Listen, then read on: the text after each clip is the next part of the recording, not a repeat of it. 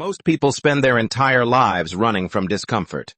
Every decision, every habit, every distraction carefully engineered to avoid the one thing that actually builds them. The brain does not grow in comfort. It calcifies there. Neuroscience has confirmed what ancient warriors already knew. The nervous system only rewires itself under pressure, not mild inconvenience.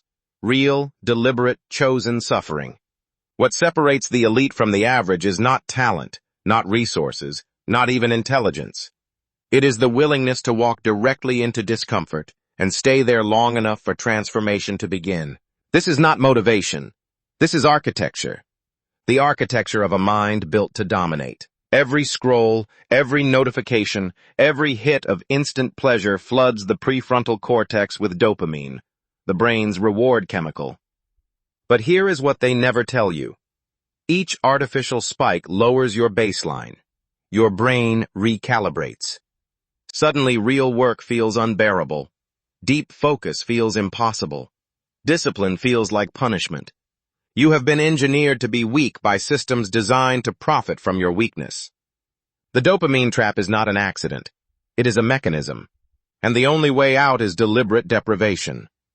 Cold water. Silence. Resistance. When you strip away the artificial stimulation, the brain begins to hunger for something real. That hunger is the beginning of rewiring. The science is precise. Neuroplasticity, the brain's ability to restructure itself, is not passive. It requires stress, repetition, and recovery.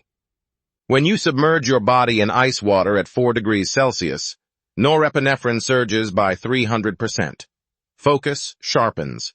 Fear recedes. When you lift beyond your perceived limit, cortical maps expand. New neural pathways carve themselves into existence. When you sit in silence for 60 minutes with a single problem, the default mode network quiets, and deep cognitive processing activates. These are not metaphors. These are measurable, documented biological events. You are not pushing through discomfort.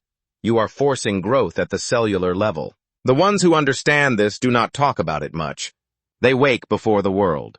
They choose the harder path not because it is noble, but because they understand the equation. Discomfort plus consistency equals adaptation.